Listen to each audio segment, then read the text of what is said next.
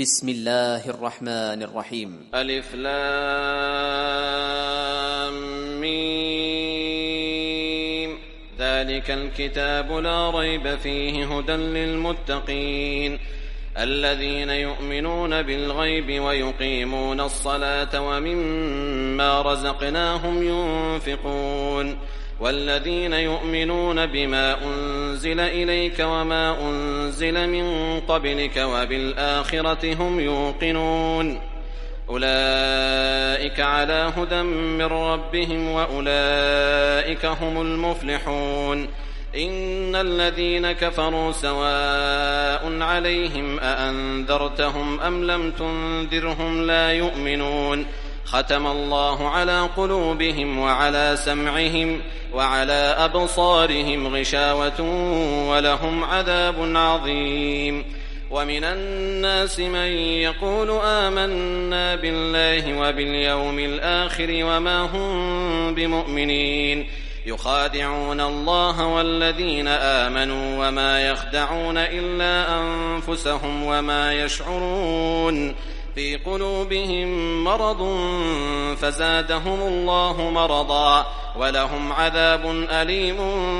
بما كانوا يكذبون. وإذا قيل لهم لا تفسدوا في الأرض قالوا إنما نحن مصلحون ألا إنهم هم المفسدون ولكن لا يشعرون. وإذا قيل لهم آمنوا كما آمن الناس قالوا أنؤمن كما آمن السفهاء ألا إنهم هم السفهاء ولكن لا يعلمون. وإذا لقوا الذين آمنوا قالوا آمنا وإذا خلوا إلى شياطينهم قالوا إنا معكم إنما نحن مستهزئون الله يستهزئ بهم ويمدهم في طغيانهم يعمهون. أولئك الذين اشتروا الضلالة بالهدى فما ربحت تجارتهم وما كانوا مهتدين. مثلهم كمثل الذي استوقد نارا فلما أضاءت ما حوله ذهب الله بنورهم وتركهم في ظلمات لا يبصرون صم بكم عمي فهم لا يرجعون. أو كصيب من السماء فيه ظلمات ورعد وبرق يجعلون أصابعهم في آذانهم من الصواعق حذر الموت والله محيط بالكافرين. يكاد البرق يخطف أبصارهم كلما أضاء لهم مشوا فيه وإذا أظلم عليهم قاموا ولو شاء الله لذهب بسمعهم وأبصارهم إن الله على كل شيء قدير. يا أيها الناس اعبدوا ربكم الذي خلقكم والذين من قبلكم لعلكم تتقون الذي جعل لكم الأرض فراشا والسماء بناء وأنزل من السماء ماء فأخرج به من الثمرات رزقا لكم فلا تجعلوا لله أندادا وأنتم تعلمون. وإن كنتم في ريب مما نزلنا على عبدنا فأتوا بسورة من مثله وادعوا شهداءكم من دون الله إن كنتم صادقين فإن لم تفعلوا ولن تفعلوا فاتقوا النار التي وقودها الناس والحجارة أعدت للكافرين. وبشر الذين آمنوا وعملوا الصالحات أن لهم جنات تجري من تحتها الأنهار كلما رزقوا منها من ثمرة رزقا قالوا هذا الذي رزقنا من قبل وأتوا به متشابها ولهم فيها أزواج مطهرة وهم فيها خالدون. إن الله لا يستحيي أن يضرب مثلا ما بعوضة فما فوقها فأما الذين آمنوا فيعلمون أنه الحق من ربهم وأما الذين كفروا فيقولون ماذا أراد الله بهذا مثلا يضل به كثيرا ويهدي به كثيرا وما يضل به إلا الفاسقين الذين ينقضون عهد الله من بعد ميثاقه ويقطعون ما أمر الله به أن يوصل ويفسدون في الأرض أولئك هم الخاسرون كيف تكفرون بالله وكنتم أمواتا فأحياكم ثم يميتكم ثم يحييكم ثم إليه ترجعون هو الذي خلق لكم ما في الأرض جميعا ثم استوى إلى السماء فسواهن 7 سماوات وهو بكل شيء عليم وإذ قال ربك للملائكة إني جاعل في الأرض خليفة قالوا أتجعل فيها من يفسد فيها ويسفك الدماء ونحن نسبح بحمدك ونقدس لك قال إني أعلم ما لا تعلمون وعلم آدم الأسماء كلها ثم عرضهم على الملائكة فقال أنبئوني بأسماء هؤلاء إن كنتم صادقين قالوا سبحانك لا علم لنا إلا ما علمتنا إنك أنت العليم الحكيم قال يا آدم أنبئهم بأسمائهم فلما أنبأهم بأسمائهم قال ألم أقل لكم إني أعلم غيب السماوات والأرض وأعلم ما تبدون وما كنتم تكتمون وإذ قلنا للملائكة اسجدوا لآدم فسجدوا إلا إبليس أبى واستكبر وكان من الكافرين وقلنا يا آدم اسكن أنت وزوجك الجنة وكلا منها رغدا حيث شئتما ولا تقربا هذه الشجرة فتكونا من الظالمين فأزلهما الشيطان عنها فأخرجهما مما كانا فيه وقلنا اهبطوا بعضكم لبعض عدو ولكم في الأرض مستقر ومتاع إلى حين فتلقى آدم من ربه كلمات فتاب عليه إنه هو التواب الرحيم قلنا اهبطوا منها جميعا فإما يأتينكم مني هدى فمن تبع هداي فلا خوف عليهم ولا هم يحزنون والذين كفروا وكذبوا بآياتنا أولئك أصحاب النار هم فيها خالدون يا بني إسرائيل اذكروا نعمتي التي أنعمت عليكم وأوفوا بعهدي أوف بعهدكم وإياي فارهبون وآمنوا بما أنزلت مصدقا لما معكم ولا تكونوا أول كافر به ولا تشتروا بآياتي ثمنا قليلا وإياي فاتقون ولا تلبسوا الحق بالباطل وتكتموا الحق وأنتم تعلمون وأقيموا الصلاة وآتوا الزكاة واركعوا مع الراكعين أتأمرون الناس بالبر وتنسون أنفسكم وأنتم تتلون الكتاب أفلا تعقلون واستعينوا بالصبر والصلاة وإنها لكبيرة إلا على الخاشعين الذين يظنون أنهم ملاقو ربهم وأنهم إليه راجعون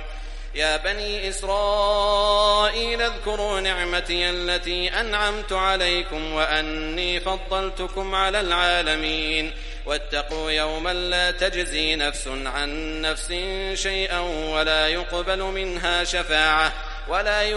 منها شفاعة ولا يؤخذ منها عدل ولا هم ينصرون وإذ نجيناكم من آل فرعون يسومونكم سوء العذاب يذبحون أبناءكم ويستحيون نساءكم وفي ذلكم بلاء من ربكم عظيم وإذ فرقنا بكم البحر فأنجيناكم وأغرقنا آل فرعون وأنتم تنظرون وإذ واعدنا موسى 40 ليلة ثم اتخذتم العجل من بعده وأنتم ظالمون ثم عفونا عنكم من بعد ذلك لعلكم تشكرون وإذ آتينا موسى الكتاب والفرقان لعلكم تهتدون وإذ قال موسى لقومه يا قوم إنكم ظلمتم أنفسكم باتخاذكم العجل فتوبوا إلى بارئكم فاقتلوا أنفسكم ذلكم خير لكم عند بارئكم فتاب عليكم إنه هو التواب الرحيم وإذ قلتم يا موسى لن نؤمن لك حتى نرى الله جهرة فأخذتكم الصاعقة وأنتم تنظرون ثم بعثناكم من بعد موتكم لعلكم تشكرون وظللنا عليكم الغمام وأنزلنا عليكم المن والسلوى كلوا من طيبات ما رزقناكم وما ظلمونا ولكن كانوا أنفسهم يظلمون وإذ قلنا ادخلوا هذه القرية فكلوا منها حيث شئتم رغدا وادخلوا الباب سجدا وقولوا حطة نغفر لكم خطاياكم وسنزيد المحسنين فبدل الذين ظلموا قولا غير الذي قيل لهم فأنزلنا على الذين ظلموا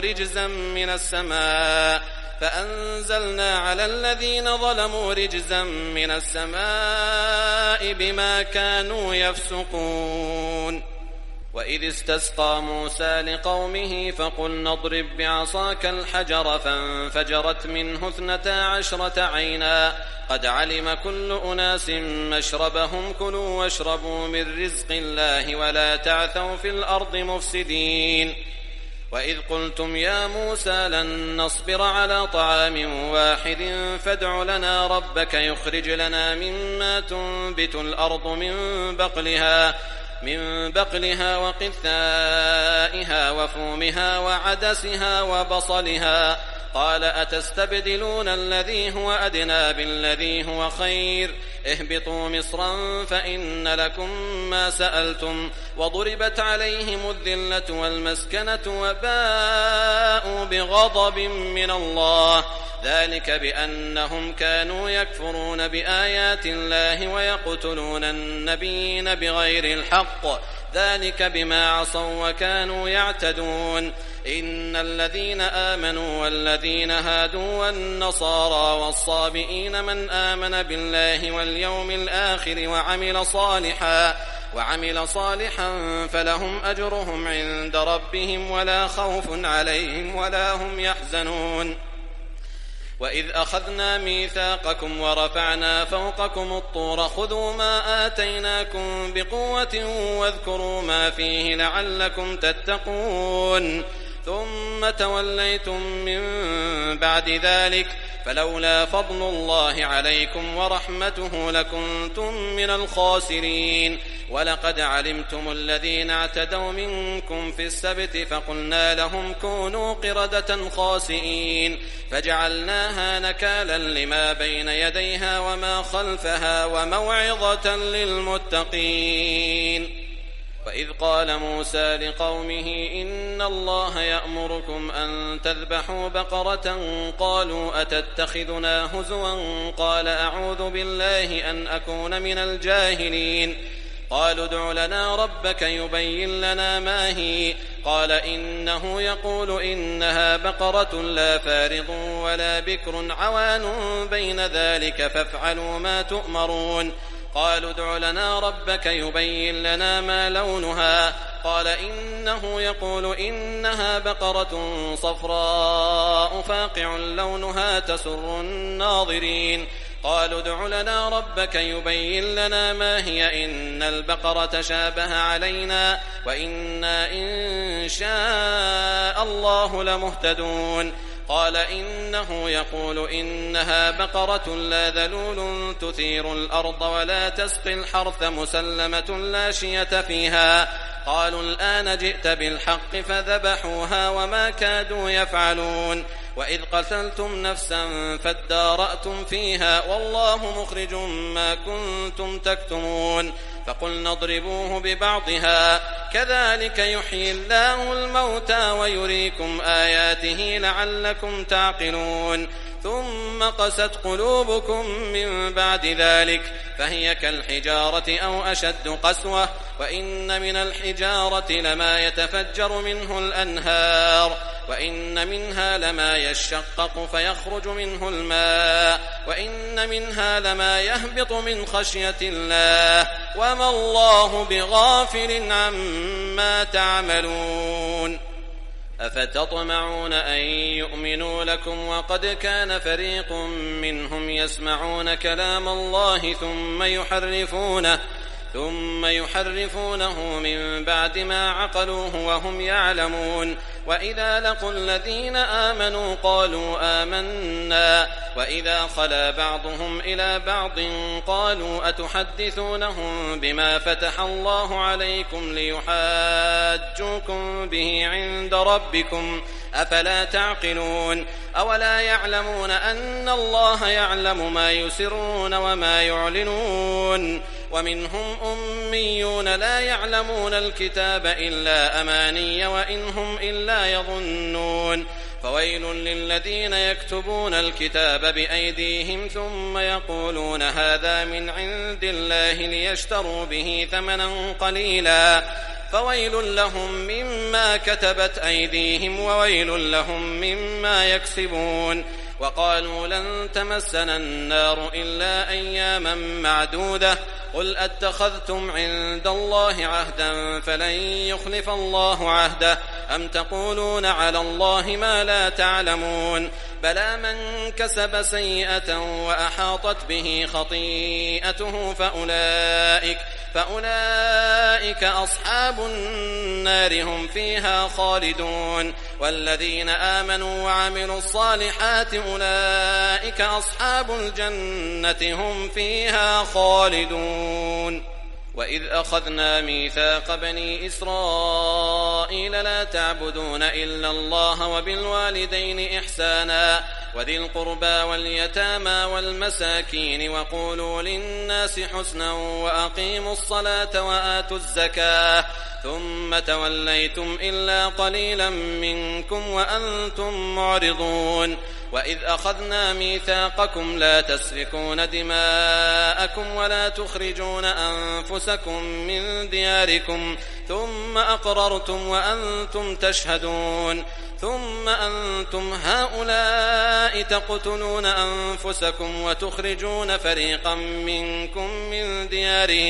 من ديارهم تظاهرون عليهم بالإثم والعدوان وإن يأتوكم أسارى تفادوهم وهو محرم عليكم إخراجهم أفتؤمنون ببعض الكتاب وتكفرون ببعض فما جزاء من يفعل ذلك منكم إلا خزي في الحياة الدنيا ويوم القيامة يردون إلى أشد العذاب وما الله بغافل عما تعملون أولئك الذين اشتروا الحياة الدنيا بالآخرة فلا يخفف عنهم العذاب ولا هم ينصرون ولقد آتينا موسى الكتاب وقفينا من بعده بالرسل وآتينا عيسى ابن مريم البينات وأيدناه بروح القدس أفكلما جاءكم رسول بما لا تهوى أنفسكم استكبرتم ففريقا كذبتم وفريقا تقتلون وقالوا قلوبنا غلف بل لعنهم الله بكفرهم فقليلا ما يؤمنون ولما جاءهم كتاب من عند الله مصدق لما معهم وكانوا من قبل يستفتحون على الذين كفروا فلما جاءهم ما عرفوا كفروا به فلعنة الله على الكافرين بئس ما اشتروا به أنفسهم أن يكفروا بما أنزل الله بغيا أن بغيا أن ينزل الله من فضله على من يشاء من عباده فباءوا بغضب على غضب وللكافرين عذاب مهين. وإذا قيل لهم آمنوا بما أنزل الله قالوا نؤمن بما أنزل علينا ويكفرون بما وراءه وهو الحق مصدقا لما معهم قل فلم تقتلون أنبياء الله من قبل إن كنتم مؤمنين. ولقد جاءكم موسى بالبينات ثم اتخذتم العجل من بعده وأنتم ظالمون. وإذ أخذنا ميثاقكم ورفعنا فوقكم الطور خذوا ما آتيناكم بقوة واسمعوا قالوا سمعنا وعصينا وأشربوا في قلوبهم العجل بكفرهم قل بئس ما يأمركم به إيمانكم إن كنتم مؤمنين. قل إن كانت لكم الدار الآخرة عند الله خالصة من دون الناس فتمنوا الموت إن كنتم صادقين ولن يتمنوه أبدا بما قدمت أيديهم والله عليم بالظالمين. ولتجدنهم أحرص الناس على حياة ومن الذين أشركوا يود أحدهم لو يعمر 1000 سنة وما هو بمزحزحه من العذاب أن يعمر والله بصير بما يعملون. قل من كان عدوا لجبريل فإنه نزله على قلبك بإذن الله مصدقا لما بين يديه وهدى وبشرى للمؤمنين. من كان عدوا لله وملائكته ورسله وجبريل وميكال فإن الله عدو للكافرين. ولقد أنزلنا إليك آيات بينات وما يكفر بها إلا الفاسقون. أوكلما عاهدوا عهدا نبذه فريق منهم بل أكثرهم لا يؤمنون. ولما جاءهم رسول من عند الله مصدق لما معهم نبذ فريق من الذين أوتوا الكتاب كتاب الله وراء ظهورهم كأنهم لا يعلمون. واتبعوا ما تتلو الشياطين على ملك سليمان وما كفر سليمان ولكن الشياطين كفروا يعلمون الناس السحر وما أنزل على الملكين ببابل هاروت وماروت وما يعلمان من أحد حتى يقولا إنما نحن فتنة فلا تكفر فيتعلمون منهما ما يفرقون به بين المرء وزوجه وما هم بضارين به من أحد إلا بإذن الله ويتعلمون ما يضرهم ولا ينفعهم ولقد علموا لمن اشتراه ما له في الآخرة من خلاق ولبئس ما شروا به أنفسهم لو كانوا يعلمون. ولو أنهم آمنوا واتقوا لمثوبة من عند الله خير لو كانوا يعلمون. يا أيها الذين آمنوا لا تقولوا راعنا وقولوا انظرنا واسمعوا وللكافرين عذاب أليم. ما يود الذين كفروا من أهل الكتاب ولا المشركين أن ينزل عليكم من خير من ربكم والله يختص برحمته من يشاء والله ذو الفضل العظيم. ما ننسخ من آية أو ننسها نأت بخير منها أو مثلها ألم تعلم أن الله على كل شيء قدير. ألم تعلم أن الله له ملك السماوات والأرض وما لكم من دون الله من ولي ولا نصير. أم تريدون أن تسألوا رسولكم كما سئل موسى من قبل ومن يتبدل الكفر بالإيمان فقد ضل سواء السبيل ود كثير من أهل الكتاب لو يردونكم من بعد إيمانكم كفارا حسدا من عند أنفسهم من بعد ما تبين لهم الحق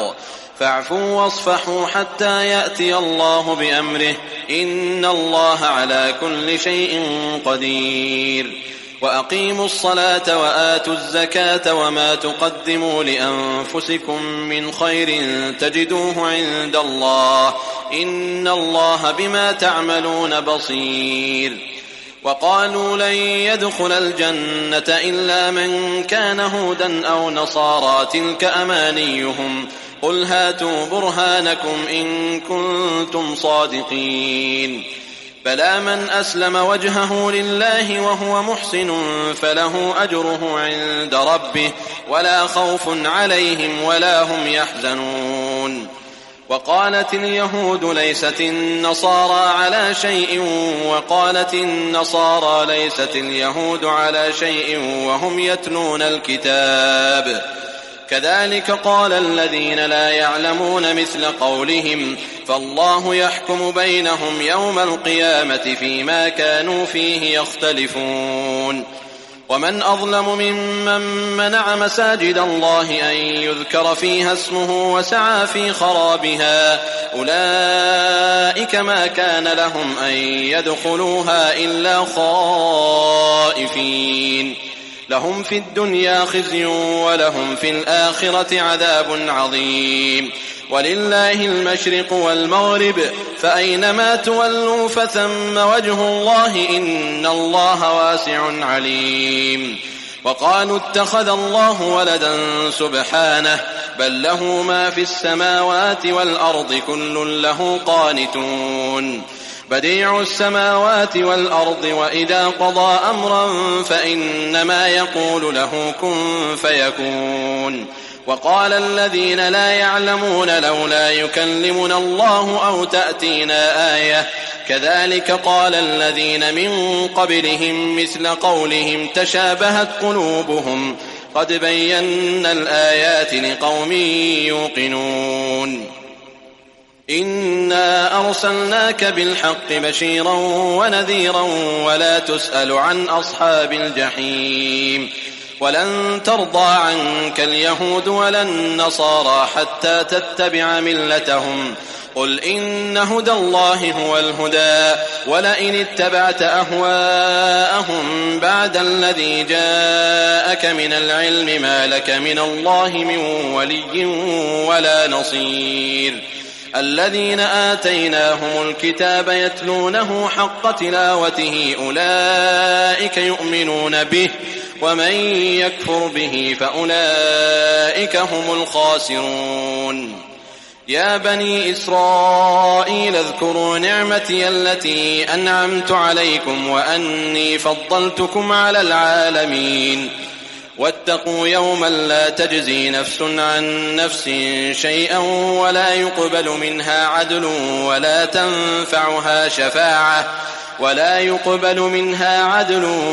تنفعها شفاعة ولا هم ينصرون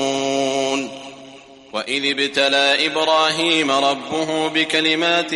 فأتمهن قال إني جاعلك للناس إماما قال ومن ذريتي قال لا ينال عهد الظالمين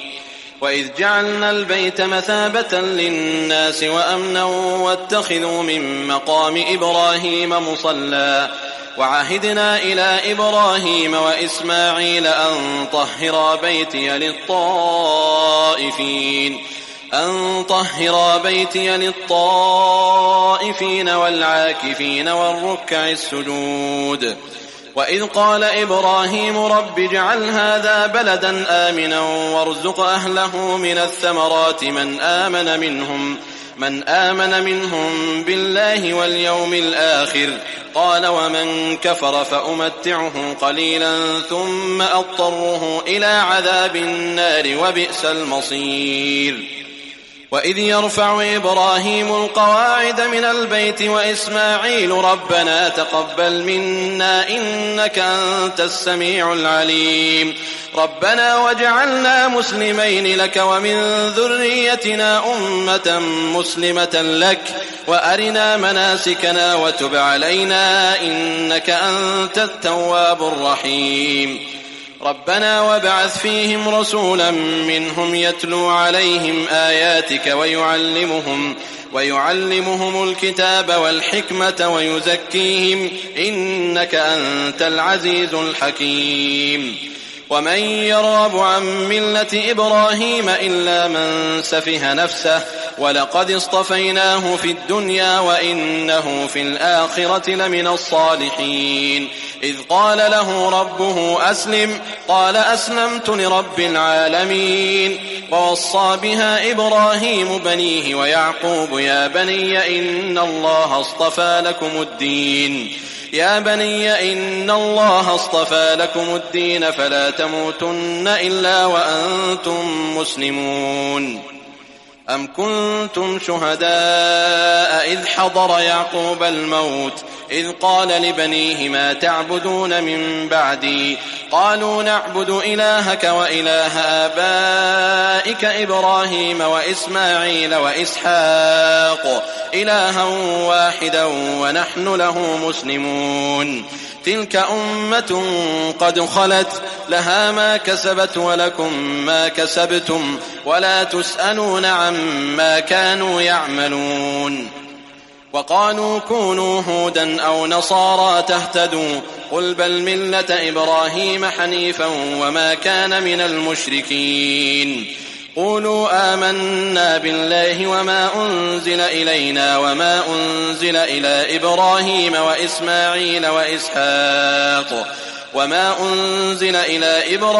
وإسماعيل وإسحاق ويعقوب والأسباط وما أوتي موسى وعيسى وما أوتي النبيون من ربهم لا نفرق بين أحد منهم ونحن له مسلمون فإن آمنوا بمثل ما آمنتم به فقد اهتدوا وإن تولوا فإنما هم في شقاق فسيكفيكهم الله وهو السميع العليم صبغة الله ومن أحسن من الله صبغة ونحن له عابدون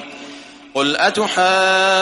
أتحاجوننا في الله وهو ربنا وربكم ولنا أعمالنا ولكم أعمالكم ونحن له مخلصون أم تقولون إن إبراهيم وإسماعيل وإسحاق ويعقوب والأسباط كانوا هودا أو نصارى قل أأنتم أعلم أم الله ومن أظلم ممن كتم شهادة عنده من الله وما الله بغافل عما تعملون تلك أمة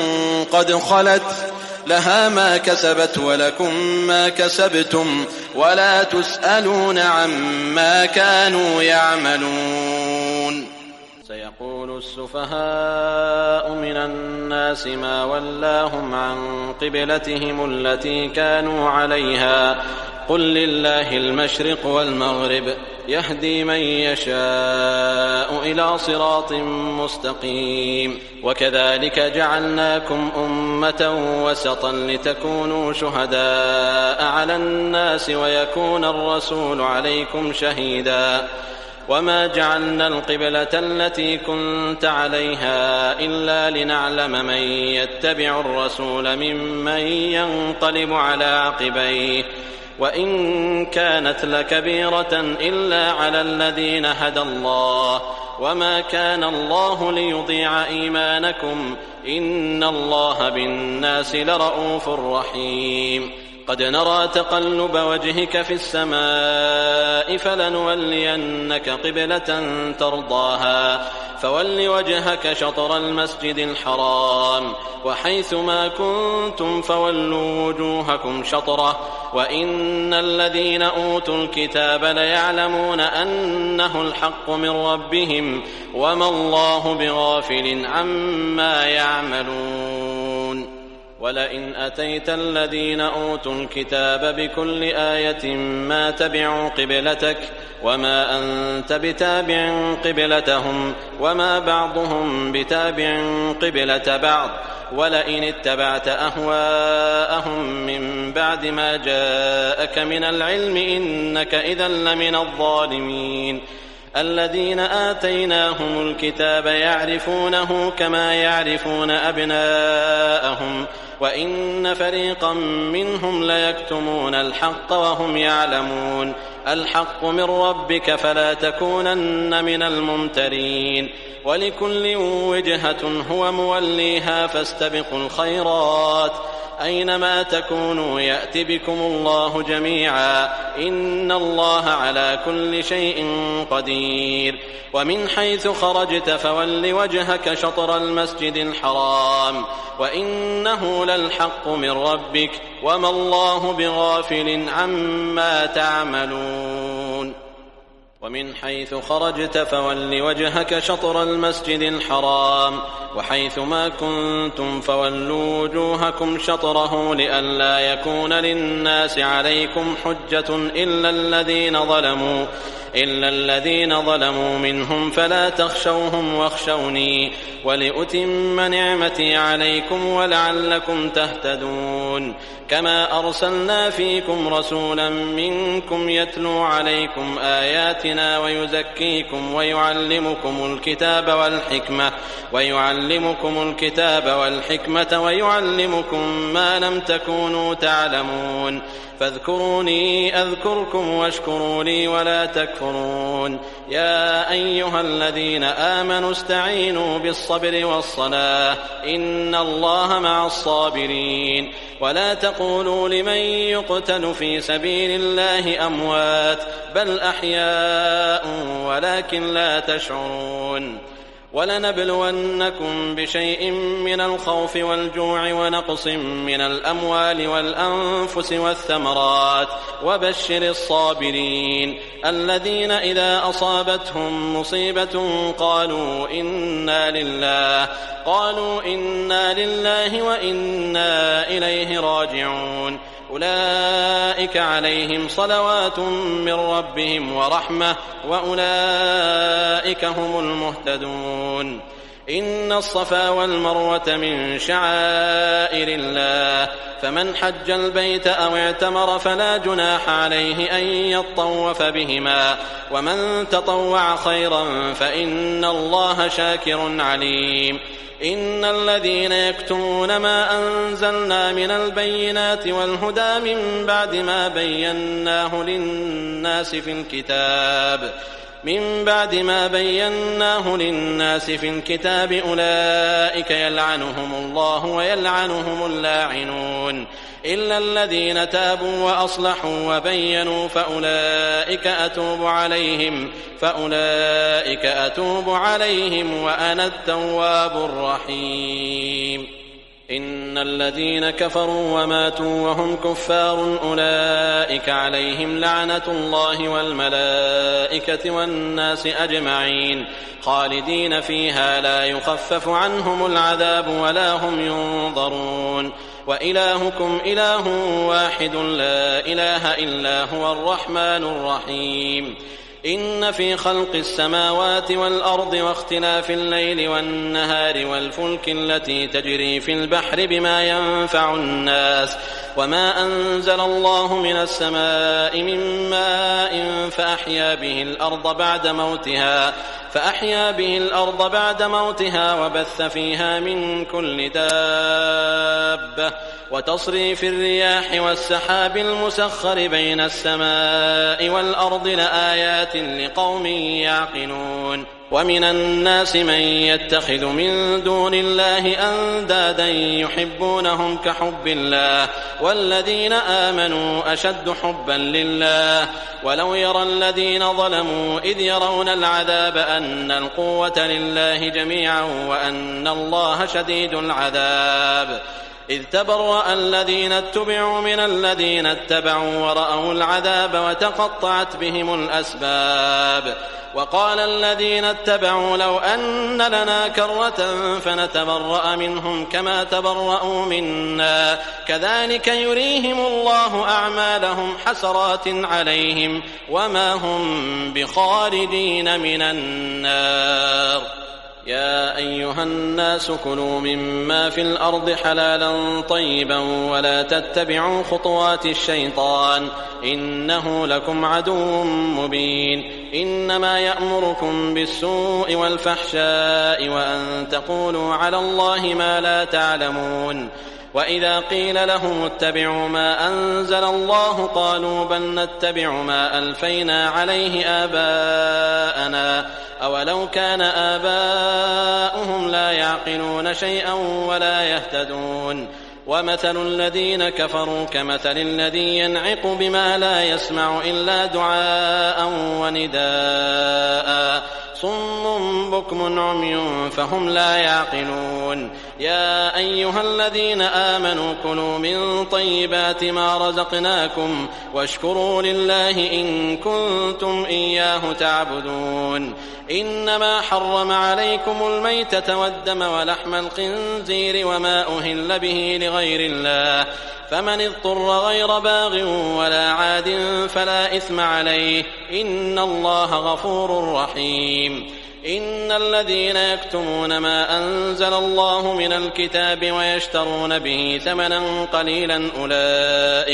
أولئك ما يأكلون في بطونهم إلا النار ولا يكلمهم الله يوم القيامة ولا يزكيهم ولهم عذاب أليم أولئك الذين اشتروا الضلالة بالهدى والعذاب بالمغفرة فما أصبرهم على النار ذلك بأن الله نزل الكتاب بالحق وإن الذين اختلفوا في الكتاب لفي شقاق بعيد ليس البر أن تولوا وجوهكم قبل المشرق والمغرب ولكن البر من آمن بالله واليوم الآخر والملائكة والكتاب والنبيين وآتى المال على حبه ذوي القربى واليتامى والمساكين وابن السبيل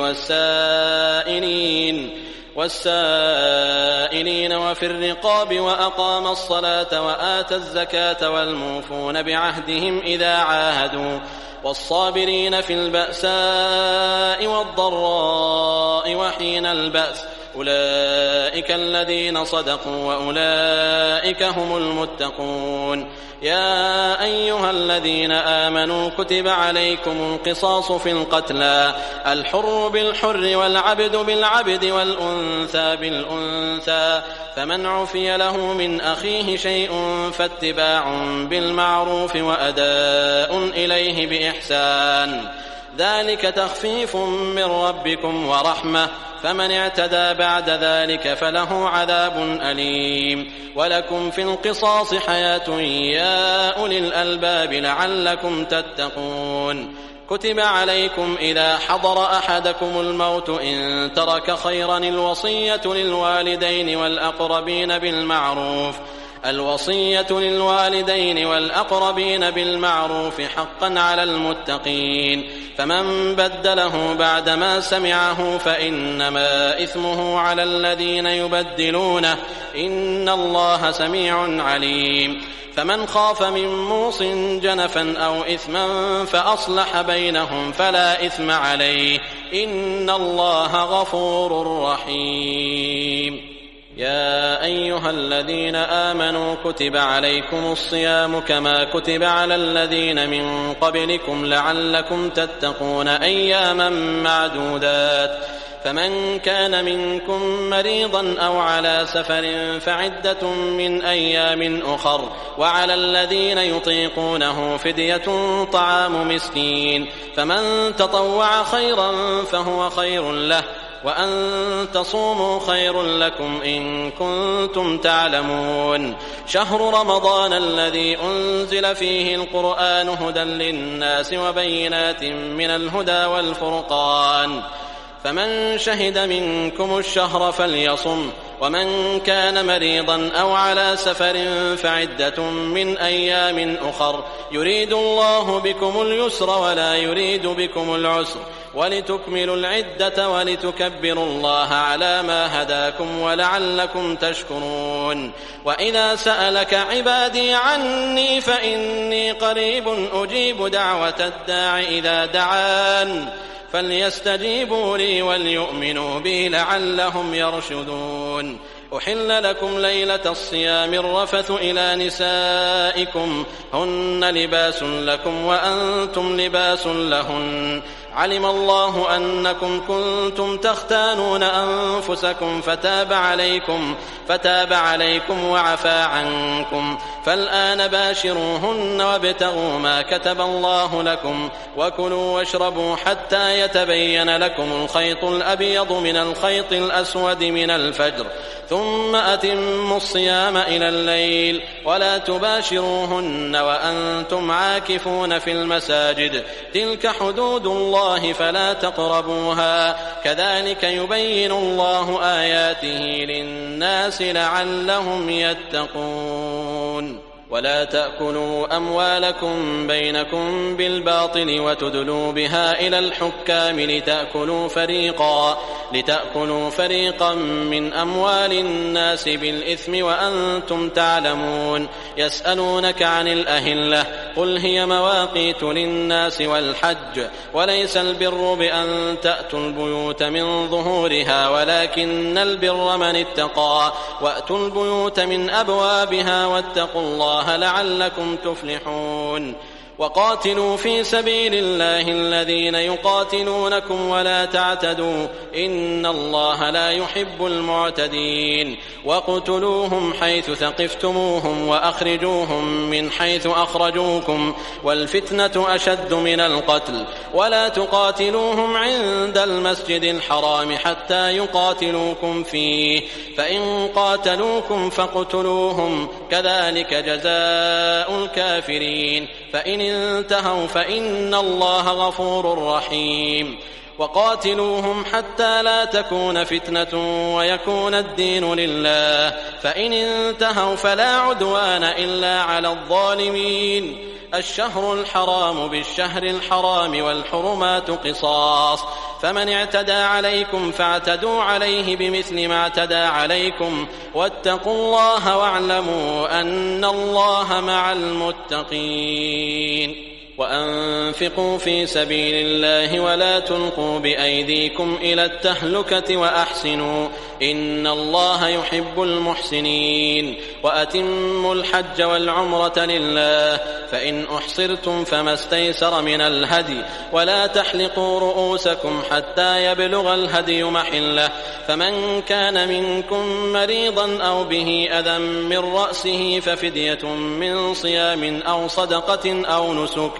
فإذا أمنتم فمن تمتع بالعمرة إلى الحج فما استيسر من الهدي فمن لم يجد فصيام 3 أيام في الحج و7 إذا رجعتم تلك 10 كاملة ذلك لمن لم يكن أهله حاضر المسجد الحرام واتقوا الله واعلموا أن الله شديد العقاب الحج أشهر معلومات فمن فرض فيهن الحج فلا رفث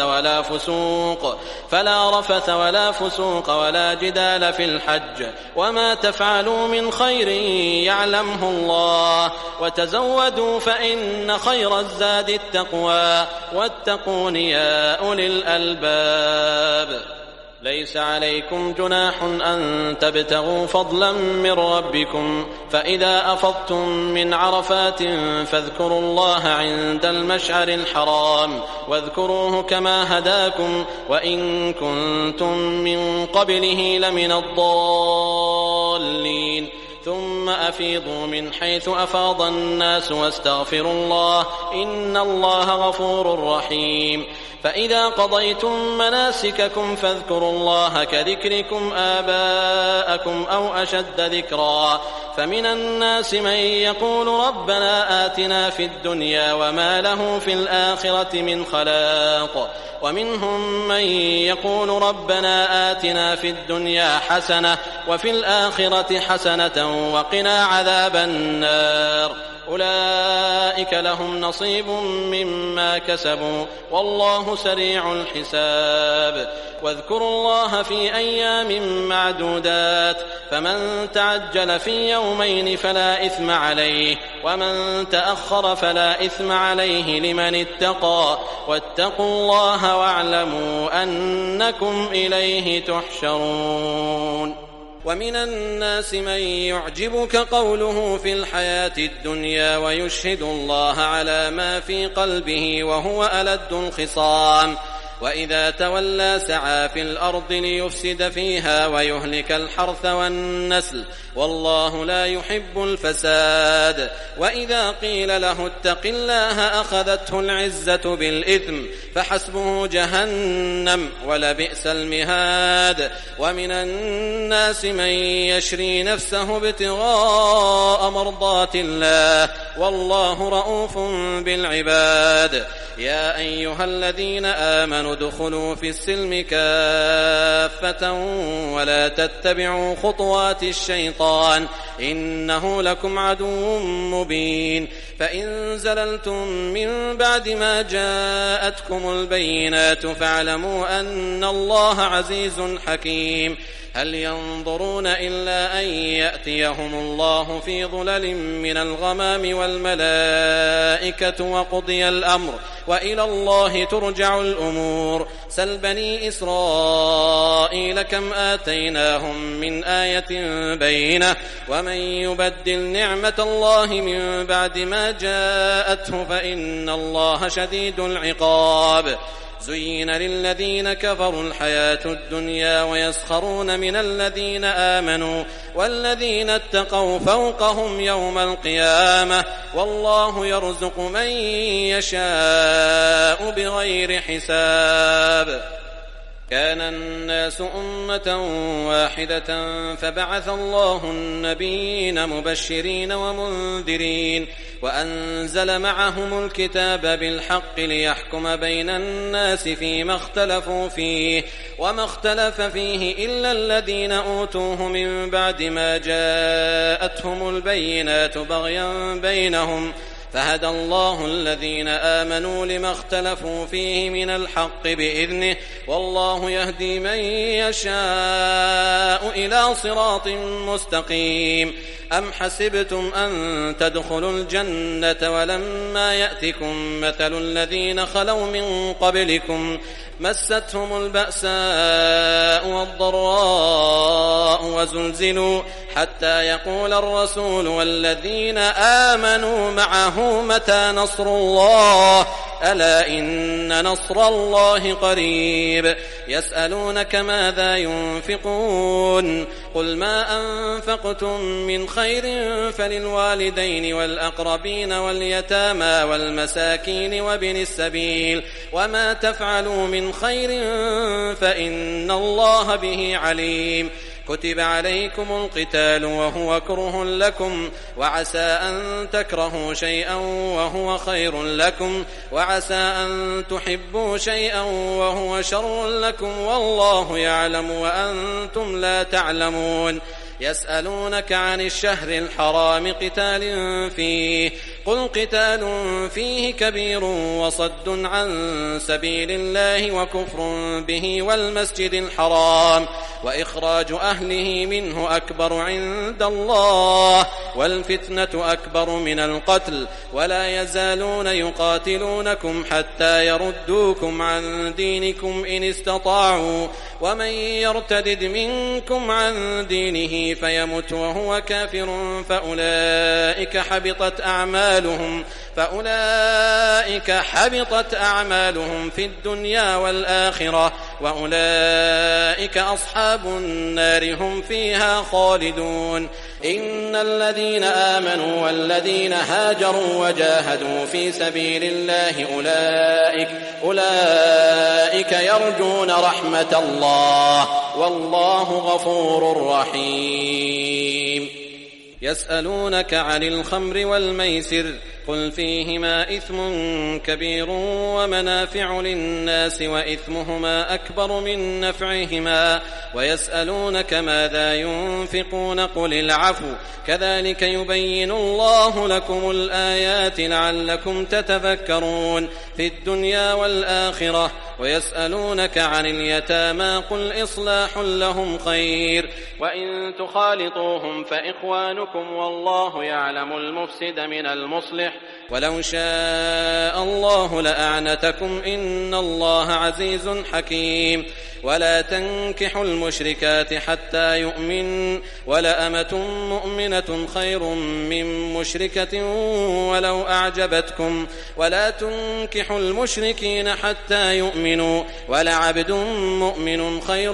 من مشرك ولو أعجبكم أولئك يدعون إلى النار والله يدعو إلى الجنة والمغفرة بإذنه ويبين آياته للناس لعلهم يتذكرون. ويسألونك عن المحيض قل هو أذى فاعتزلوا النساء في المحيض ولا تقربوهن حتى يطهرن فإذا تطهرن فأتوهن من حيث أمركم الله إن الله يحب التوابين ويحب المتطهرين. نساؤكم حرث لكم فأتوا حرثكم أنى شئتم وقدموا لأنفسكم واتقوا الله واعلموا أنكم ملاقوه وبشر المؤمنين. ولا تجعلوا الله عرضة لأيمانكم أن تبروا وتتقوا وتصلحوا بين الناس والله سميع عليم. لا يؤاخذكم الله باللغو في أيمانكم ولكن يؤاخذكم بما كسبت قلوبكم والله غفور حليم. للذين يؤلون من نسائهم تربص 4 أشهر فإن فاءوا فإن الله غفور رحيم. وإن عزموا الطلاق فإن الله سميع عليم. والمطلقات يتربصن بأنفسهن 3 قروء ولا يحل لهن أن يكتمن ما خلق الله في أرحامهن إن كن يؤمن بالله واليوم الآخر وبعولتهن أحق بردهن في ذلك إن أرادوا إصلاحا ولهن مثل الذي عليهن بالمعروف وللرجال عليهن درجة والله عزيز حكيم. الطلاق 2 فإمساك بمعروف أو تسريح بإحسان. ولا يحل لكم أن تأخذوا مما آتيتموهن شيئا إلا أن يخافا ألا يقيما حدود الله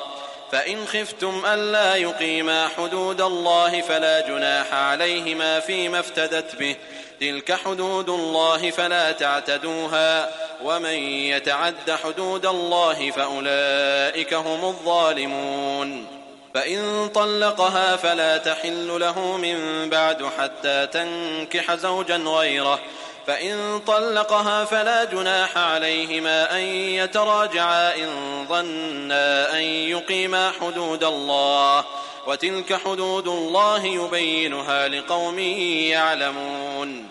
وإذا طلقتم النساء فبلغن أجلهن فأمسكوهن بمعروف أو سرحوهن بمعروف ولا تمسكوهن ضرارا لتعتدوا ومن يفعل ذلك فقد ظلم نفسه. ولا تتخذوا آيات الله هزوا واذكروا نعمة الله عليكم وما أنزل عليكم من الكتاب والحكمة يعظكم به واتقوا الله واعلموا أن الله بكل شيء عليم. وإذا طلقتم النساء فبلغن أجلهن فلا تعضلوهن أن ينكحن أزواجهن إذا تراضوا بينهم بالمعروف، ذلك يوعظ به من كان منكم يؤمن بالله واليوم الآخر، ذلكم أزكى لكم وأطهر، والله يعلم وأنتم لا تعلمون. والوالدات يرضعن أولادهن حولين كاملين لمن أراد أن يتم الرضاعة، وعلى المولود له رزقهن وكسوتهن بالمعروف، لا تكلف نفس إلا وسعها، لا تضار والدة بولدها ولا مولود له بولده، وعلى الوارث مثل ذلك، فإن أرادا فصالا عن تراض منهما وتشاور فلا جناح عليهما، وإن أردتم أن تسترضعوا أولادكم فلا جناح عليكم إذا سلمتم ما آتيتم بالمعروف، واتقوا الله واعلموا أن الله بما تعملون بصير. والذين يتوفون منكم ويذرون أزواجا يتربصن بأنفسهن 4 أشهر وعشرا، فإذا بلغن أجلهن فلا جناح عليكم فيما فعلن في أنفسهن بالمعروف، والله بما تعملون خبير. ولا جناح عليكم فيما عرضتم به من خطبة النساء أو أكننتم في أنفسكم، علم الله أنكم ستذكرونهن ولكن لا تواعدوهن سرا إلا أن تقولوا قولا معروفا، ولا تعزموا عقدة النكاح حتى يبلغ الكتاب أجله، واعلموا أن الله يعلم ما في أنفسكم فاحذروه، واعلموا أن الله غفور حليم. لا جناح عليكم إن طلقتم النساء ما لم تمسوهن أو تفرضوا لهن فريضة، ومتعوهن على الموسع قدره وعلى المقتر قدره متاعا بالمعروف حقا على المحسنين. وإن طلقتموهن من قبل أن تمسوهن وقد فرضتم لهن فريضة فنصف ما فرضتم إلا أن يعفون أو يعفو الذي بيده عقدة النكاح، وأن تعفوا أقرب للتقوى، ولا تنسوا الفضل بينكم، إن الله بما تعملون بصير. حافظوا على الصلوات والصلاة الوسطى وقوموا لله قانتين. فإن خفتم فرجالا أو ركبانا، فإذا أمنتم فاذكروا الله كما علمكم ما لم تكونوا تعلمون. والذين يتوفون منكم ويذرون أزواجا وصية لأزواجهم متاعا إلى الحول غير إخراج، فإن خرجن فلا جناح عليكم فيما فعلن في أنفسهن من معروف، والله عزيز حكيم. وللمطلقات متاع بالمعروف حقا على المتقين، كذلك يبين الله لكم آياته لعلكم تعقلون. ألم تر إلى الذين خرجوا من ديارهم وهم ألوف حذر الموت فقال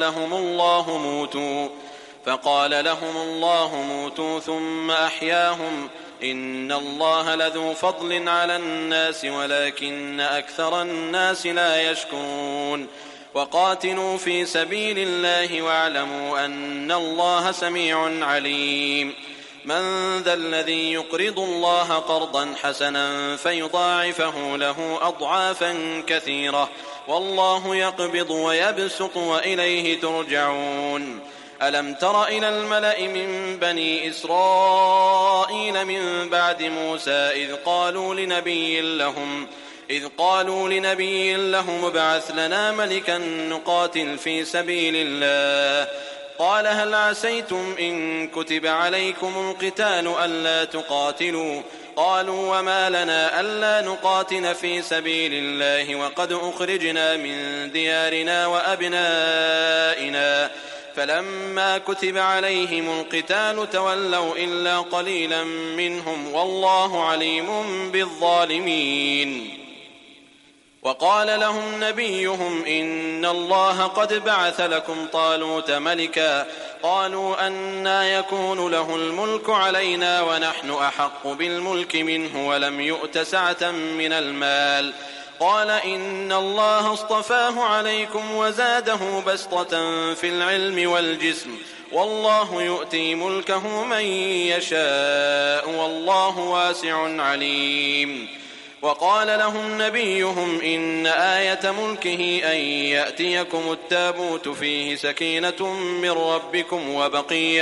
وبقية مما ترك آل موسى وآل هارون تحمله الملائكة إن في ذلك لآية لكم إن كنتم مؤمنين. فلما فصل طالوت بالجنود قال إن الله مبتليكم بنهر فمن شرب منه فليس مني ومن لم يطعمه فإنه مني إلا من اغترف غرفة بيده.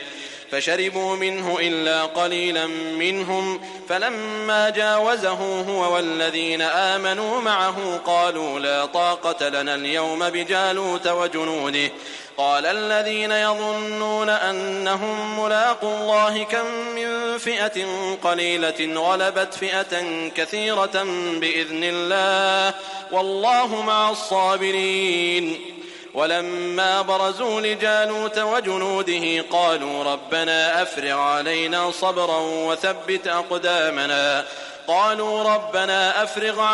صبرا وثبت أقدامنا وانصرنا على القوم الكافرين. فهزموهم بإذن الله وقتل داود جالوت وآتاه الله الملك والحكمة وعلمه مما يشاء. ولولا دفع الله الناس بعضهم ببعض لفسدت الأرض ولكن الله ذو فضل على العالمين. تلك آيات الله نتلوها عليك بالحق وإنك لمن المرسلين. تلك الرسل فضلنا بعضهم على بعض منهم من كلم الله ورفع بعضهم درجات. وآتينا عيسى ابن مريم البينات وأيدناه بروح القدس. ولو شاء الله ما اقتتل الذين من بعدهم من بعد ما جاءتهم البينات ولكن اختلفوا فمنهم من آمن ومنهم من كفر. ولو شاء الله ما اقتتلوا ولكن الله يفعل ما يريد. يا أيها الذين آمنوا أنفقوا مما رزقناكم من قبل أن يأتي يوم لا بيع فيه ولا خلة ولا شفاعة والكافرون هم الظالمون. الله لا إله إلا هو الحي القيوم لا تأخذه سنة ولا نوم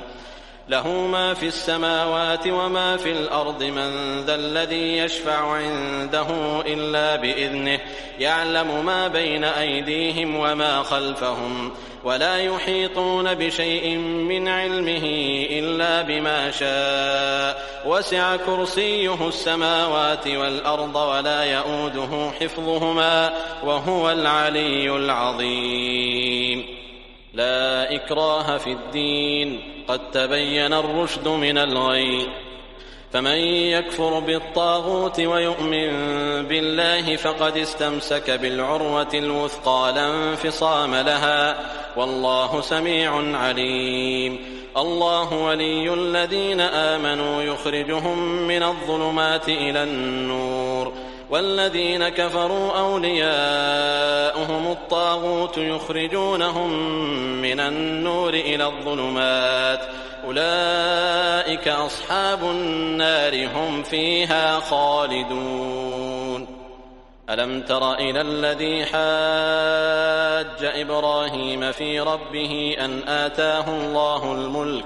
إذ قال إبراهيم ربي الذي يحيي ويميت قال أنا أحيي وأميت قال إبراهيم فإن الله يأتي بالشمس من المشرق فأت بها من المغرب فبهت الذي كفر والله لا يهدي القوم الظالمين أو كالذي مر على قرية وهي خاوية على عروشها قال أنى يحيي هذه الله بعد موتها فأماته الله 100 عام ثم بعثه قال كم لبثت قال لبثت يوما أو بعض يوم قال بل لبثت 100 عام فانظر إلى طعامك وشرابك لم يتسنه وانظر إلى حمارك ولنجعلك آية للناس وانظر إلى العظام كيف ننشزها ثم نكسوها لحما فلما تبين له قال أعلم أن الله على كل شيء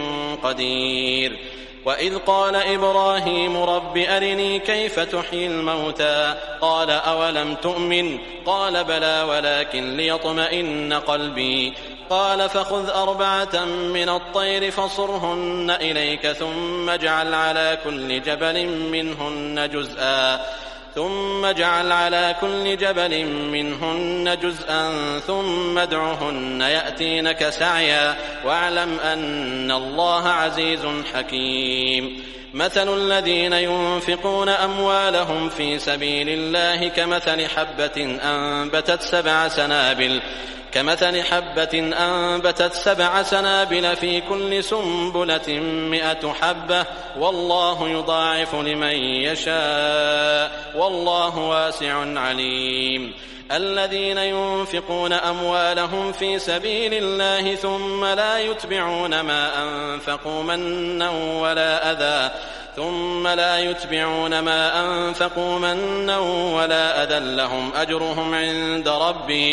لهم أجرهم عند ربهم ولا خوف عليهم ولا هم يحزنون قول معروف ومغفرة خير من صدقة يتبعها أذى والله غني حليم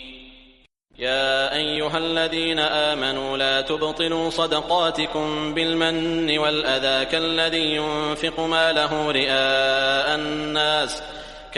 ينفق ماله رئاء الناس ولا يؤمن بالله واليوم الآخر فمثله كمثل صفوان عليه تراب فأصابه وابل فتركه صلدا لا يقدرون على شيء مما كسبوا والله لا يهدي القوم الكافرين ومثل الذين ينفقون أموالهم ابتغاء مرضات الله وتثبيتا من أنفسهم كمثل جنة بربوة أصابها وابل فآتت أكلها ضعفين فإن لم يصبها وابل فطل والله بما تعملون بصير أيود أحدكم أن تكون له جنة من نخيل وأعناب تجري من تحتها الأنهار له فيها من كل الثمرات وأصابه الكبر وله ذرية ضعفاء فأصابها إعصار فيه نار فاحترقت كذلك يبين الله لكم الآيات لعلكم تتفكرون يا أيها الذين آمنوا أنفقوا من طيبات ما كسبتم ومما أخرجنا لكم من الأرض ولا تيمموا الخبيث منه تنفقون ولستم بآخذيه إلا أن تغمضوا فيه واعلموا أن الله غني حميد الشيطان يعدكم الفقر ويأمركم بالفحشاء والله يعدكم مغفرة منه وفضلا والله واسع عليم يؤتي الحكمة من يشاء ومن يؤت الحكمة فقد أوتي خيرا كثيرا وما يذكر إلا أولو الألباب وما أنفقتم من نفقة أو نذرتم من نذر فإن الله يعلمه وما للظالمين من أنصار إن تبدوا الصدقات فنعما هي وإن تخفوها وتؤتوها الفقراء فهو خير لكم ويكفر عنكم من سيئاتكم والله بما تعملون خبير ليس عليك هداهم ولكن الله يهدي من يشاء وما تنفقوا من خير فلأنفسكم وما تنفقون إلا ابتغاء وجه الله